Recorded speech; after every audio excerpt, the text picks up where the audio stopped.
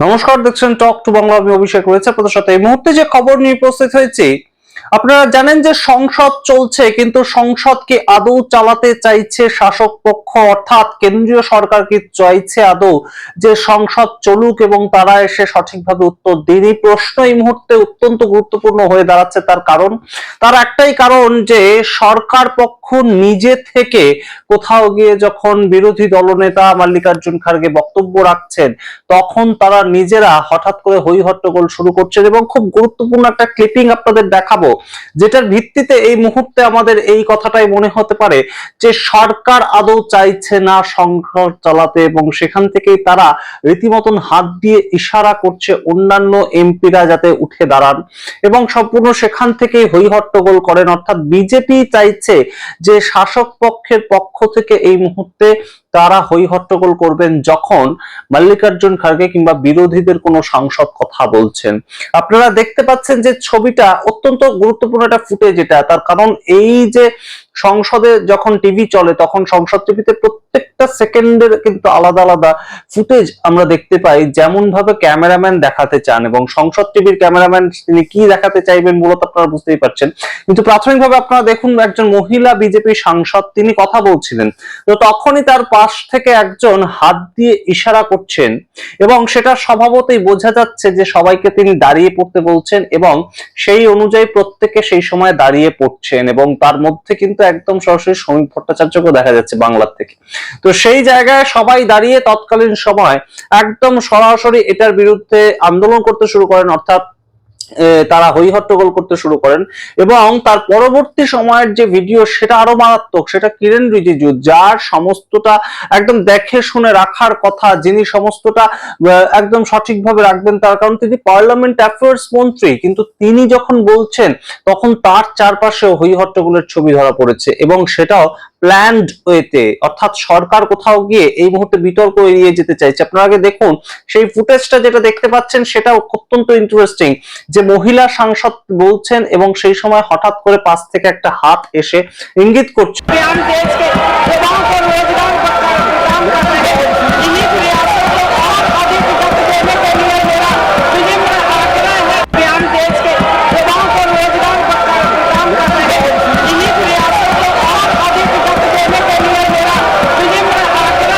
আপনারা দেখলেন সেই মুহূর্তের ছবি। এর পরবর্তীতে একদম আপনাদের দেখায় যখন কিরেন রিজিজু বলছেন, কিরেন রিজিজু পার্লামেন্ট অ্যাফেয়ার্স মন্ত্রী, তার পক্ষ থেকে তিনি কিছু কথা বলতে চাইছেন, কিন্তু তখনও একদম সরাসরি কিন্তু যেভাবে আমরা দেখতে পেলাম যে কিরেন রিজিজুর চারপাশে কিছু মহিলা সাংসদকে দাঁড় করিয়ে দেওয়া হলো এবং তারা তার পরবর্তীতে চিৎকার চেঁচামেচি করতে শুরু করলেন এবং সেখান থেকেই রীতিমতন হই হট্টগোল শুরু হয়ে গেল। সেই জায়গাটাও কিন্তু অত্যন্ত তাৎপর্যপূর্ণ ভাবে বোঝাই যাচ্ছে একদম সরাসরি শাসক পক্ষ চায়নি সরকার একদম উত্তর দিক। অর্থাৎ যে প্রশ্নগুলো উঠছে যে রাম মন্দিরের চুরি নিয়ে কেন ইডি বা সিবিআই বা ইনকাম ট্যাক্স কোনো ধরনের কোনো ব্যবস্থা গ্রহণ করলো না, কেন এই যে ছাত্রদের ওপর লাঠিচার্জ হলো সেটাকে নিয়ে সরকার কোনো উত্তর দিচ্ছে না, এই বিষয়গুলো কিন্তু উঠে আসছে। এবং সেখান থেকে কোথাও গিয়ে পালানোর পথ খুঁজছে সরকার। এবং তাদের পালানোর পথ কি এটাই যে বিরোধী দল যখন বক্তব্য রাখবে তখন তাদের ওপর আমরা একদম হই হট্টগোল করে এমন একটা অবস্থা তৈরি করব যে সরাসরি সংসদ অ্যাডজন করে দিতে বাধ্য হবেন স্পিকার।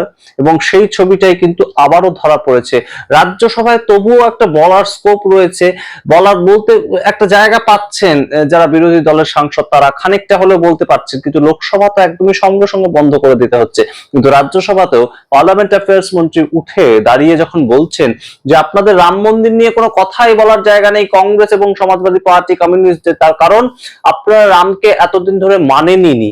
কিন্তু বোঝার চেষ্টা করুন যে চুরি হয়েছে সেটাকে নিয়েও প্রশ্ন করার কোনো অধিকার নেই, তার কারণ তারা নাকি রামকে মানেইনি। যদি কেউ নাও মেনে থাকেন, তার কি প্রশ্ন করার অধিকার নেই যে রাম মন্দিরের টাকা কোথায় গেল, তার তদন্ত কেন হবে না? এই বিষয়টা কিন্তু এই মুহূর্তে সংসদে উঠে এসছে, সেটা অন্য প্রসঙ্গ। কিন্তু কিভাবে সরকার পক্ষ বিরোধীদের বলার সময় একদম সরাসরি আঘাত করতে পারে কিংবা একদম সরাসরি একদম হই হট্টগোল করে সংসদটাকে বন্ধ করে দিতে পারে, সেই ছবিটা আপনারা দেখুন, খুব ইন্টারেস্টিং। তারপর আরো আসছে বিস্তারিত ব্যাখ্যায়।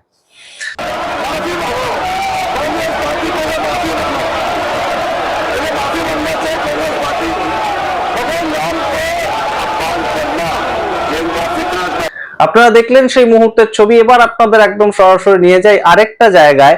যখন তার আগে মল্লিকার্জুন খাড়গে কথা বলছিলেন তখন কিন্তু এতটা বলতে অসুবিধা হচ্ছিল না, কিন্তু যখন মল্লিকার্জুন খাড়গে বলছেন, একটার পর একটা প্রসঙ্গ উত্থাপিত করছেন যে কে প্যালেট গান চালানোর অধিকার দিল, কে ছাত্রদের উপর লাঠিচার্জ করার অধিকার দিল, সেই সময় হয়তো কোথাও গিয়ে সরকার বুঝতে পারছে যে তাদের হাতে খুব একটা আর উত্তর দেওয়ার মতন জায়গা নেই। এবং সেটাকে নিয়ে মল্লিকার্জুন খাড়গে সংসদের বাইরে দাঁড়িয়ে যে বক্তব্য রেখেছেন সেটা আপনারা শুনুন।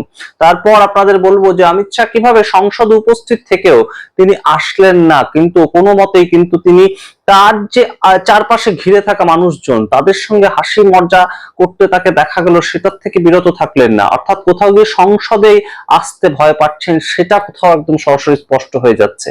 कि हम ये चाहते हैं कि स्पीकर चेयरमैन दोनों मिलके दोनों हाउस में डिस्कशन के लिए वे परमिशन दें, और डिस्कशन अगर शुरू होगा तो सारी चीज़ें बाहर आ जाएंगी।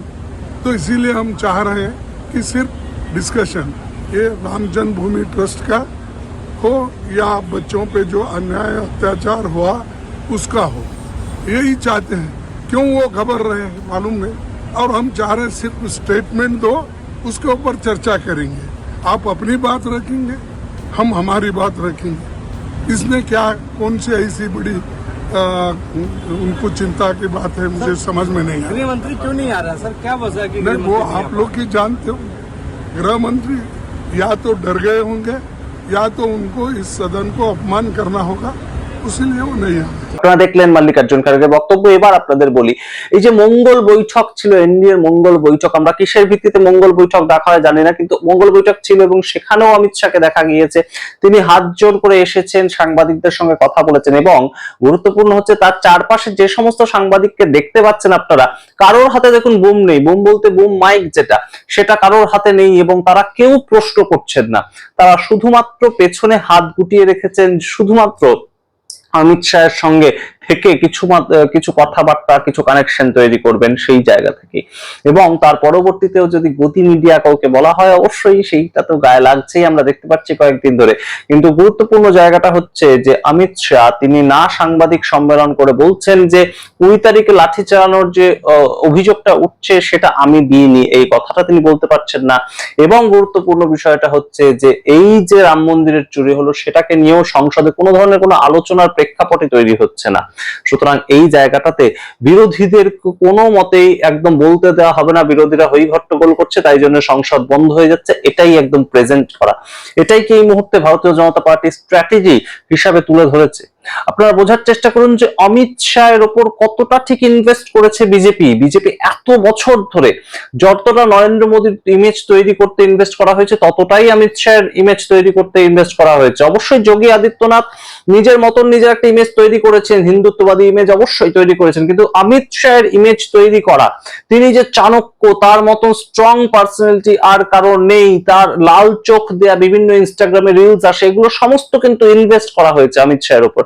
তো সেই অমিত শাহ এখন কতটা বেকায়দায় পড়লে তিনি সংসদে প্রত্যেকদিন আসছেন না, এবং সংসদ ভবনে থাকছেন, সংসদ চত্বরে তাকে দেখা যাচ্ছে, এনডিএর বৈঠকে তাকে দেখা যাচ্ছে, কিন্তু সংসদে বিরোধীদেরকে ফেস করতে পারছেন না। এবং সেখান থেকে কি এই ধরনের একটা স্ট্র্যাটেজি? তাহলে প্রশ্ন যেটা উঠছে যে ডিলিমিটেশন বিল, সেটা তাহলে কে পাঠ করবে? সরকার তো সংখ্যা বাড়ানোর চেষ্টা করছে, এনসিপিআই তাদের মাধ্যমে সরকার সংখ্যা বাড়ানোর চেষ্টা করছে, যে মহারাষ্ট্রের যে 6 জন সাংসদ যুক্ত হয়েছে সিন্ডিকেটে তাদের মাধ্যমে, কিন্তু সংখ্যা বাড়িয়ে ডিলিমিটেশন বিলটা কে পাঠ করবেন? সেটাও কি জিতেন্দ্র সিংকে দিয়ে পাঠ করানো হবে? আমরা জানি না। তবে অবশ্যই এই মুহূর্তের যে বিষয়টা উত্থাপিত হচ্ছে বিভিন্ন সময়, যে সংসদে কোথাও গিয়ে যেভাবে সরকার পক্ষ এই মুহূর্তে আচরণ করছে, তারা সংসদ চালাতেই চাইছে না, তেমন অনেকেই মনে করছেন। এই ব্যবহার দেখে, এই আচরণ দেখে, সমস্তটা দেখে আপনারা কি মনে করেন অবশ্যই কমেন্ট বক্সে কমেন্ট করুন।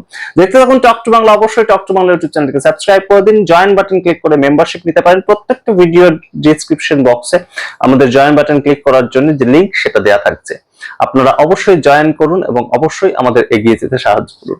ধন্যবাদ।